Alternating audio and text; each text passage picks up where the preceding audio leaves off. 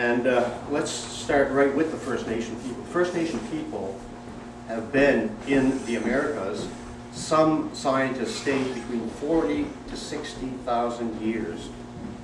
We're told that they probably crossed the Bering Strait, and it was called the Bering Strait. It was called a land bridge rather than a strait at that time, because 1/3 of the Earth was under ice, and because there's only a finite amount of water in the world, what was ice allowed the sea levels to drop, and they figured that the sea level dropped about 200 feet, and at 200 feet it allowed a land link from Asia into the Alaskas and then down into here.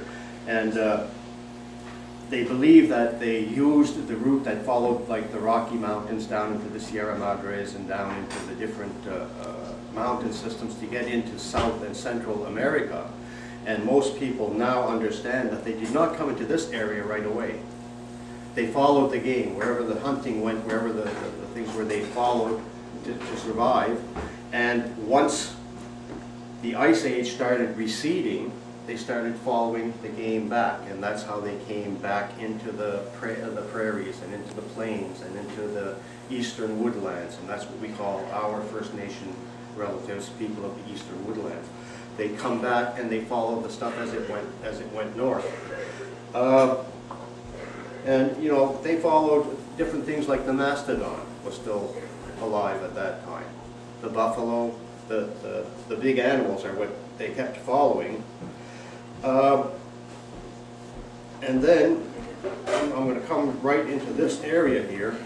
Here we have recorded, documented history that's been dug up by archaeologists and dug up by historians, and that show that there have been Aboriginal people here for at least the last 5,000 years.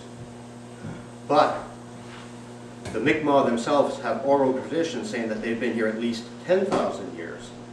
How do you reconcile those two things? Quite simply by the fact that the water levels rose again with the recession of the Ice Age, and a lot of the areas that these peoples settled on are underwater. It's the same thing if you want to go check out Cleopatra's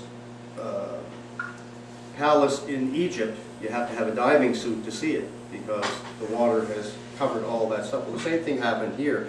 They have a place in Debert, which is just north of Halifax, that they found remains that date into the 9,000–10,000 years. It's the only place that they found anything so far, that far back. But the Mi'kmaq people were seasonal people. They fished and harvested on the seas and that during the spring and summer. Then they withdrew to the inner areas in the fall. The example here would be in the Pubnicos in the summer. Then they go back into Quinnen in the fall because it was easier to harvest the big animals at that time. So they had dogs, and the dogs could run the moose to ground, and they kept better sheltered by the wind, from the wind, by the trees and all that stuff. All those things put them out there. What Leland was talking about a while ago, coming back to spring, and that was very, very important to these Mi'kmaq people also, because they had very limited washing facilities, and we think of dirty Indians. Well, they weren't dirty, they were very cleanly people, and to get back out to the ocean front meant that they could go through all these sweat lodge things, and they could go through all the things that would help to rejuvenate their young people, make them into men, and to clean up from the winter's thing. When I talked about the Mi'kmaq and the Passamaquoddy and the Maliseet and the Montagnais are all part of the Algonquin peoples that go all the way back through Quebec and into Ontario. And they also go back, those people branch up into the Cree. When you think of the most important probably tribe in Canada today, it's the Cree Nation. And the Cree Nation, because they were involved in the fur trade with the Hudson's Bay and the Montreal group, a lot of métissage took place up there in the last 150 to 170 years. And that's why quite often when you hear the word Métis in Canada today, a lot of people try to say it's the Métis of the West, that they are a nation unto themselves. But if you look at what the Pauli Supreme Court case told us in 2003, it said that any Métis who can show that they are self-identified, they have Aboriginal bloodlines, that they belonged in they belonged to a historical community that was Metis prior to British governance. And for us, there's two terms to use. It's either 1713, when mainland Nova Scotia was taken for the final time for the British, and 1763, when the rest of Acadia was ceded to the British. So we had those three dates, or those 2 dates to play with. And so I would say that we were around here several generations before, and because so many of the records were burnt during the deportation era, plus a lot of missionaries who were going through the woods and that did not write or record the births and deaths that they took care of. They just went through it and they did it and moved on. They didn't have churches here that were settled unless it was the larger communities later on. The kind of funny thing about this part of the world is we're one of the closest areas between Europe and North America, next to Newfoundland. When you hit here, Cape Sable used to be one of the first landmarks they were looking for, because it was on the same line of latitude as France, just about from St. Malo when they left France and were coming over. And so they didn't have longitude yet at that time. They had to use dead reckoning, they had to use whatever. They used Cape Sable as a marking, because at that time, before erosion hit it now, it was a wall of over 100 feet tall of just white sand. So it was easy to see from far away. Once you knew where you were there, you'd have an idea of how to go either north or south from there. And that is why Cap Sal, this area, became populated so quickly. I'm just going to say that, you know, the Acadians weren't the first people from Europe to come here either. We had St. Brendan in the close to the year 600 who came here with his monks in Curragh. At least that's what the Irish people document in Kerry in Ireland. And then we have the Norse sagas of Leif Erikson, who supposedly wintered in the Tuscan River drainage system, just up here, in the winter of 1007 AD. We know that they didn't get along well because they were a very different type of people. The First Nation people, let's say I have this here, right here, and I leave it and I don't seem to want it. Well, if somebody wanted and had use for it, they'd pick it up, they'd use it, they'd do what they want with it, and then when they were done, they'd put it back down wherever they were and they'd move on. So if you wanted to find it, it was up to you. If it meant a lot to you, you'd have to do something. But possession was completely different. It was communal. It wasn't individual. So if it belonged to you, it belonged to the tribe. Chief Membertou, I suppose all of you have heard of him at one point or another. He's supposedly the greatest Indian chief who ever came down the pike in Nova Scotia. He was said to have seen Jacques Cartier when he came here in 1535. He died in 1610 in the advanced age of over 100 years. And yet that chap there had curly hair, some people even say reddish. He was over 6 feet tall at a time when I think I heard the exact measurement was 1.6 meters is what the average man was at that time. So, you know, under 5 feet. And he had blue eyes and he had a beard. Now, this is the #1 chief that every Micmac will tell you is number uno in their books. Now, why did he become numero uno? It's because when the Europeans first landed here, they landed on his turf. Nova Scotia was divided into 7 different directions, 7 different groups, 7 different tribes, if you will, and they landed on his turf. So he ended up being the intermediary between the products of Europe, the access to the fur trade, and whatever, with all the other tribes. So he built himself a web of business in that carried on for quite a bit of time afterwards. Quite a bit. I'll talk about these guys. Before I forget it, they say the memory is the second thing to go, and I don't remember what the first thing is. It's probably not appropriate here today anyway. But Stephen Augustine has stated that Charles de la Tour's first wife was a daughter of Membertou. And Stephen Augustine is the hereditary chief of the Mi'kmaq today, direct descendant of Membertou. he says in their oral history, they say that Charles de la Tour's first wife was one of Membertou's daughters. But I have a problem with that, because if the guy was 110 or 108 or 106 when he died, and Charles de la Tour only married for the first time in the early 1620s, I would say probably you're talking great-granddaughter, you know, if you want it to be realistic. But the thing is that the Indian language does not have cousins, does not have aunts, and that you're either a brother, or you're a mother, or you're a father. You're a brother or a sister, so it's hard to differentiate between them because it wasn't in their language. So to say that it was a daughter, it could have been a daughter of a daughter of a daughter. Anyway, just to move past that. The Normans, the Bretons, and the Basques were fishing the Grand Banks off of here, off of Newfoundland as early as 1497. And they were soon joined by the Portuguese and the English, and they were trying to make 2 trips a year during the season before the winds and the ice and that got too bad. And even Christopher Columbus, when he discovered America, he probably had the rudders and charts of some of these fishermen because he was related to some of them. His wife was. So odds are that when he came discovering, he wasn't sailing blind like some people tend to believe. He had a rough idea of where he was and where he was going.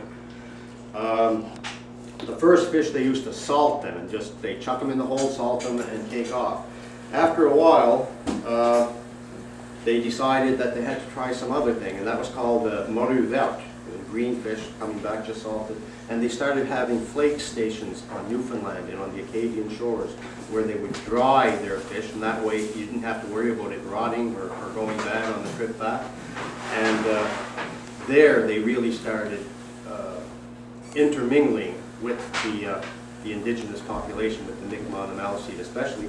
And it's kind of interesting that, as I mentioned, Membertou more than likely had Basque parentage. Probably somewhere down the line, his parents became earlier Métissage people, because even when they first came here, the French, for settlement, they called mainland Nova Scotia excluding Cape Breton, they called it Surette. And Surette is a Basque term. Actually, we have an Acadian name group called the Acadian Metis Surette. Surette means the men of the salt water. It's a Basque term. It means men of the salt water. It was to differentiate them from the people that they ended up fighting against, the Iroquois, who were the people of the rivers and lakes. So these were the words they used in the first maps. If you look at Marc Lescarbot's first map in 1612, you'll see that Surette is what mainland Nova Scotia is called. Iroquois you find over, and Mushiqua, I forget what the Abenaki were called. Maliseet, they had 3 different, and then there was the Mushiqua, or where the Passamaquoddy people in that were. So that was set up, and it was the 1660s before Acadia was used for the entire area that we know it is now. As I said, and another thing, when we're just talking about the Maliseet, some people say, wait, Maliseet are, they're right next, they divide their territory between the Micmac using the St. John River system. And some people make the leap saying that the Maliseet and St. Malo, where a lot of these fishers first came from, might show that there was a mixture in that group at that time, and it's still out there. I've never seen enough to make me comfortable with that, but it's out there. What you would call it, when Columbus and Cabot and Cartier and Verrazano and others crossed the Atlantic here, they were looking supposedly to discover new things for their kings and people. The kings in Europe were just like the powers that are today, very jealous of one another. The expression that I used to hear in Cape Breton, go to bed with the gimmies and wake up with the wants, that seemed to be the way that they were. If one guy had a big army, the other guy wanted a big army. One guy had a big navy, the other guy wanted a big navy. And then they started with slave trading, and slave trading opened up when they went into the New World here. The sugarcane factories, the cotton factories, the tobacco factories or plantations, what have you, and you needed a lot of cheap labor. The other problem that was going on in Europe right now, right at that time that we had the early people coming in here, was the Bubonic Plague was in France and England and killed up to 1/3 of their population. And you had the religious wars going on. The Reformation was going on throughout the 1600s, and many people who first came into the Cape Sable area here were either Roman Catholic or Huguenots. That's the Calvinistic faith as practiced by the French in France. And most of the educated people were Huguenots. Now that could be for two reasons. One could be for being devoted. The other reason could be because if you were a Huguenot, you did not think that the Pope was the first king of the kings, and that they weren't entitled to all the land and the money and the things. We're still hearing the same things today from different things as the religion is not changing enough to accommodate people in the 21st century. On the 7th of April, 1604, Pierre de Gosse, Sieur de Mont, along with Jean de Biencourt, Sieur de Portracourt from Picardy, and Samuel de Champlain, who was hired, came from Henry IV's France and set up French rights in North America. His first attempt at St. Croix, where we still have the border between the United States and Canada today, the little island of St. Croix, was their first pick. And they thought, well, this is a super place to be, easy to defend, lots of water, and they used most of the wood there to cut down and make their habitation, but the wood that would have given them shelter in the winter was gone. The river froze over early. They couldn't go out hunting on the other side. They couldn't get what they needed, and over half the people that were there died that first year. They had come along this area in 1604. Actually, they'd even dropped some people off on Cap Sainte-Marie, just up the French shore for a while. And they explored Port Royal, and they'd explored all the way going up where Beaubassin, all those places were. And they settled on where they went. And Jean de Portracourt asked to be given the Port Royal Seigneurie. And the guys that survived, the next year they went right back to the Port Royal Seigneurie, and that's where they set up the habitation that we still have going for us today. And probably one thing I want to say before I keep going is Henry IV was in charge of this group of explorers. Pierre de Gosse was a Huguenot, he was a Protestant. So was Henry IV. He was the first Bourbon king. He was the grandfather of Louis XIV, and he was a Protestant. But as King of Navarre, he could not become King of France unless he changed to the Roman Catholic Church. And he said it's not a big price to pay, flop religions for a crown. And so he did. But even though he did, deep down in his heart, he was always the same man. So a lot of the people who had helped him come to where he was, he helped them. De Gosse, he was given a land grant that went from Quebec all the way to Philadelphia, actually was what he was given. And told, you know, you've got a monopoly to do what you want there. Of course, in England, they were also discussing monopolies, and by 1620 we had the Pilgrims landing in Boston, in Massachusetts, and they were also claimants. There was lappings. I mean, we had wars here. We had 8 times that Acadia changed hands between its inception and when it finally was lost for the last time in 1763. The French were here for furs, especially the beaver pelts here. And the beaver pelts, what was so important about them was, it looks nice like itself, but it isn't even that. It's the inner hair that was inside it, the inner fibers that could lock and make a felt that was superior to any other kind of felt. And they were using these high-polluting hats at that time. They were the vogue in France and then in England and in other parts of Europe.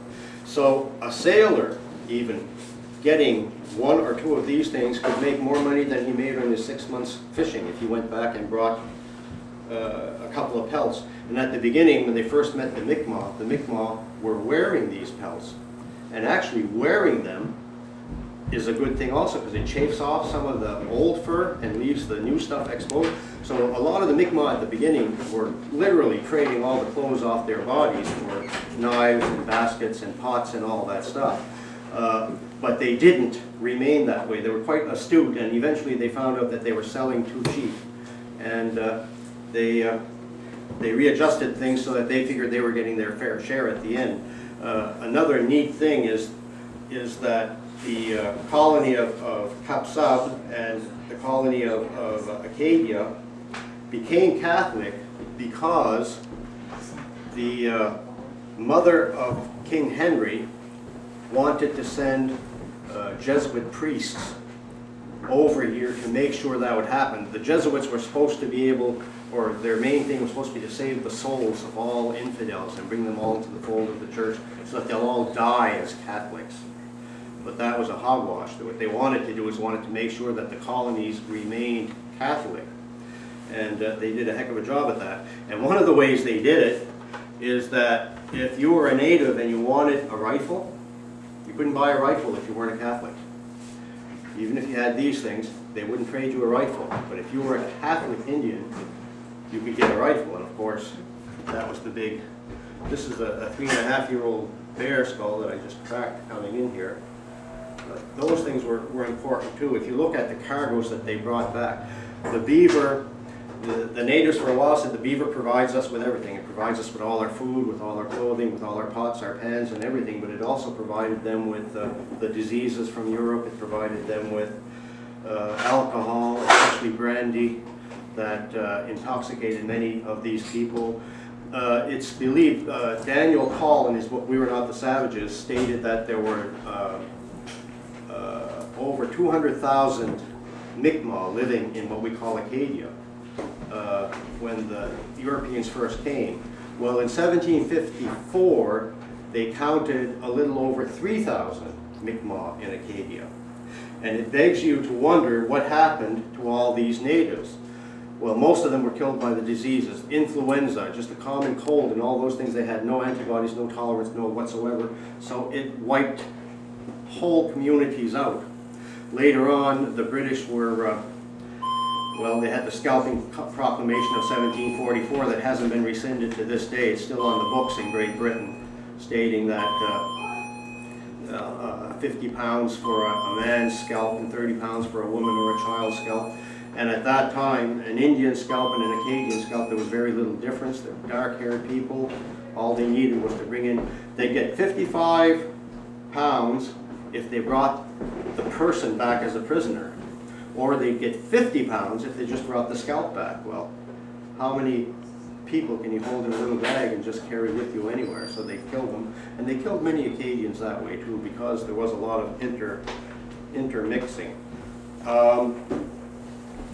Sieur de Most charter, like I said, gave him monopoly from Philadelphia to Newfoundland. It was revoked because of petty squabbles from the rivals of Dieppe and La Rochelle, who were Huguenot traders, and they financed a lot of the first trip.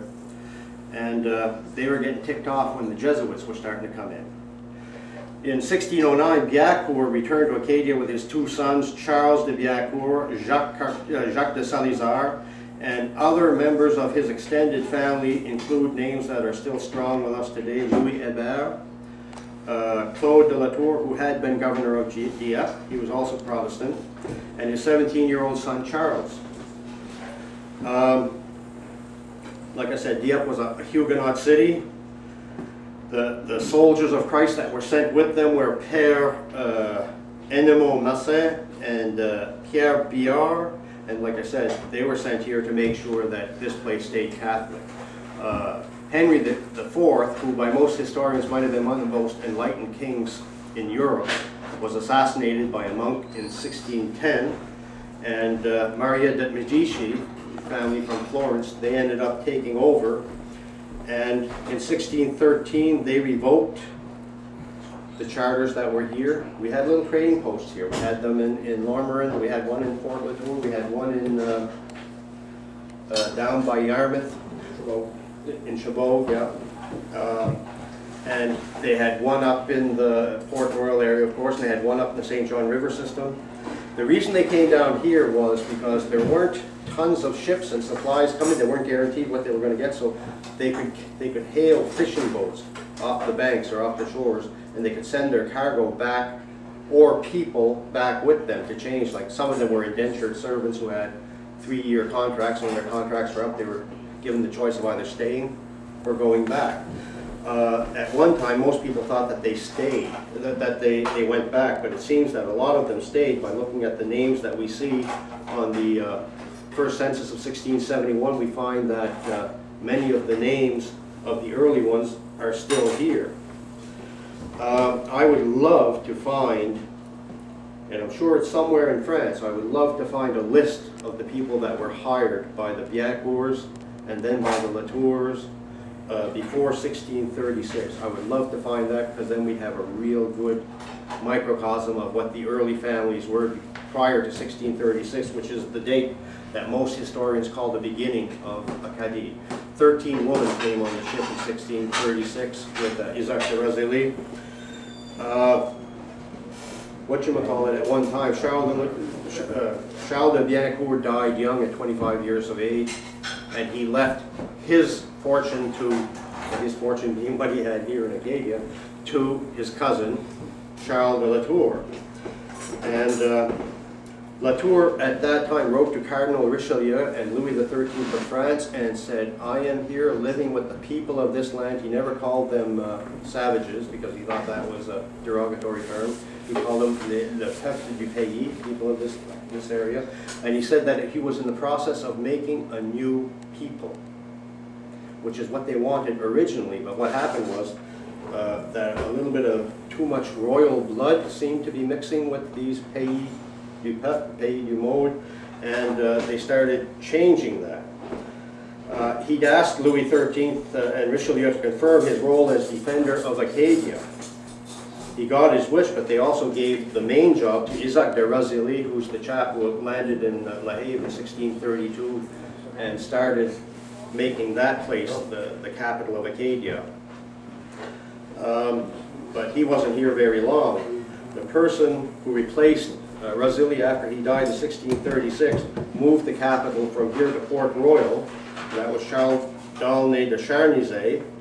And what he was looking to do is he was looking to really make things look like the way that Evangelin's poem tells us about the somnolent little farmers who were living a nice, peaceful life on the shores of the Annapolis Valley and not wanting to do anything else but be left alone. So there was a lot more to the Acadians than that. We chose in our name Surette, saltwater, because if you come down in this part of Nova Scotia, you'll find descendants who come from all parts of the Bay of Fundy, and a lot of them were fishermen. I'm a Surette. The first Surette who came over here, Pierre Surette, came to fish. When I look for records of lands and holdings that he had in Port Royal, I find very little. He had a home. I do find records of a boat he had with another guy. And a lot of people came to fish. The fur trade was also a part-time thing, but because it was controlled so tightly, you had to work for one guy or the other.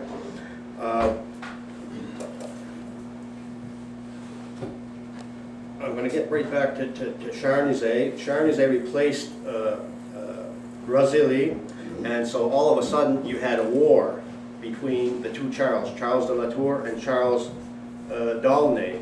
One wanted to bring the seigneurial system to France. He wanted to be the king of France in Acadia.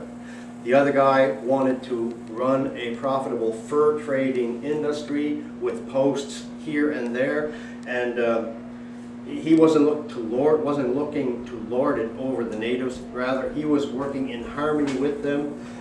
Most of his trading posts, wherever they were, you would find a mixed population. You'd have French, you'd have Indian, and you, of course, would have a mixture.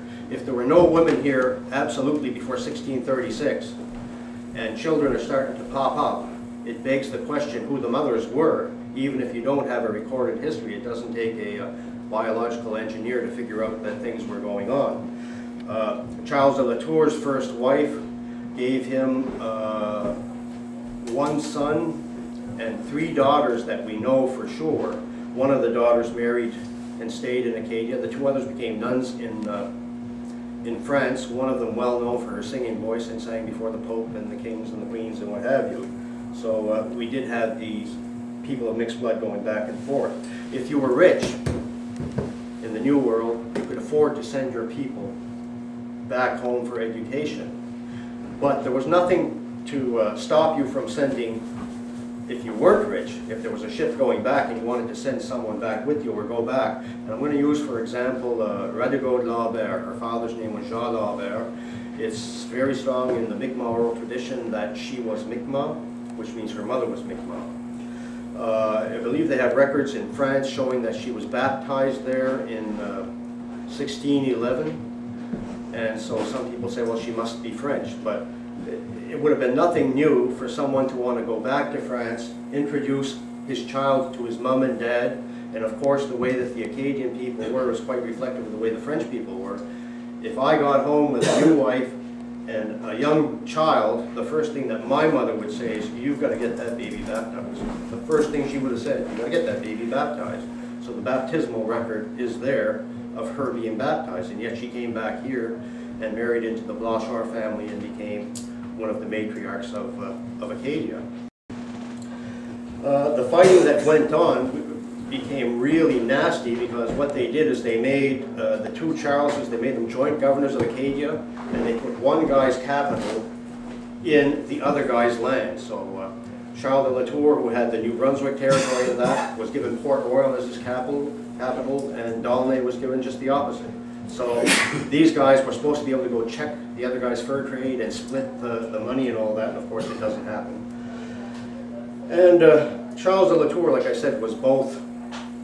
I want to mention Charles de La Tour. Because Charles de La Tour, all the documents that you see or you meet here will probably have Charles de La Tour as a common ancestor, because two of his daughters married two of the documents. Jacques Muse Document married Anne Latour, and Abraham Document married, help me here, Margaret Latour. So, you know, their families are all over Pubnicos here and all over this area when you talk about the Latours. But he used to wheel and deal with the Boston people. We call them les Bostonnais, anybody from New England that he had real good relations with. He would go there. If things were going bad and he couldn't get what he wanted from France, he'd go hire men from Boston and come back and try to fix his thing. At one time when he was gone in 1645, he left his wife in charge of the fort at Jemseg. Some guy snuck out of the fort, went down and told D'Aulnay that the fort was there weren't many people and all this, so he went and attacked it. And that's the fort where for 3 days they held out 300 men against 40 men. And Mrs. Latour was in charge of the fort. So she had to be quite a woman. D'Aulnay told her if she surrendered, he would give safe passage to all her men. What happened was he got in there, he was so pissed off when he saw how few people had kept 3 boats and 300 men from coming in for such a long period of time, that he told all these prisoners he had left, he said, whichever one of you guys will hang all the other ones is the only one that's going to live. And that's exactly what happened. Bertrand ended up doing that. He had to hang all of his compatriots with Madame Latour looking on. And we're told in the history books that 3 weeks later she died of depression. But it's hard to say when the victors write the story what was what. To say that she died of depression, I mean, she could have been fed a little bit of arsenic every day and what have you. And they had a son, supposedly Claude, and I don't know what happened to him. He kind of went off the books also. And the interesting thing about that is that when we come back to the Acadian census of 1761, doing the math of the people who were brought in by D'Aulnay, it's almost impossible for him to account for the amount of people that were there, that were in Port Royal. There were 396 people. It just didn't add up. It might have added up, and there were some communities that weren't listed, so it was probably more like 500 people who were living in that area.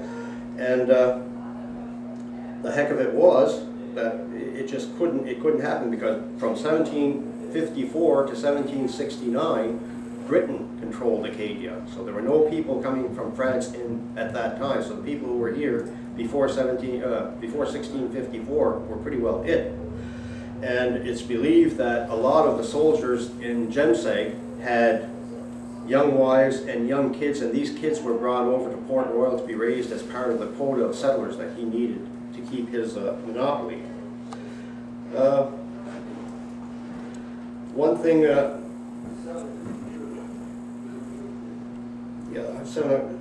excuse me. I further add that many of these Métis members were not treated as equals by the purest settlers, and that's why some of the settlements like Beaubassin, Grand-Pret, Pisicwick, Windsor were settled away from the banlieue, away from metropolitan Port Royal, if you will. Many of them moved away to get fairer treatment, stay away from the eyes of the government, and the Acadian Métis families had learned from their First Nation relatives how to live free from political domination, respecting everyone as equals, man, woman, and child. And you'll find that the way that the Acadians lived here, and if you were even to take Jefferson's Constitution, Declaration, you'll find that a lot of what these guys were doing in their small communities and what he wrote in to be part of the Democratic Society of the United States were quite similar. The Acadian Métis developed a patriarchal society where a number of extended families worked together for the common good, whether it be for the preparation of repairing of dikes, building new homes or for newlyweds, bridging streams, fixing roads, tending weirs, hunting, fishing, building churches, building boats, or whatever else came up that would benefit the community as a whole. It was kind of neat. The girls had to be able to knit certain things before they were allowed to be married, and a man had to be able to make his own wheels for his wagon. He got that down pat. They were considered old enough to be married. And then they'd have a bee, and everybody come together, and they'd put the house up, and they'd get them going, pass in a few animals, and say, this is it. And we used to do that even when I was a young person. We were building Roland Woodrow and Remo Woodrow and all the houses that we were building in Westport, people my age. We'd have a bee, and we'd come in and we'd build the foundation, and we'd build the house, do the frame. Nowadays, you don't see that anymore. All it took was probably a few boxes of beer and a good afternoon to get the foundation for it. That's all they would provide, would be a little bit of drinking and a little bit of food. And that's how it was worked. It was worked back that way back then.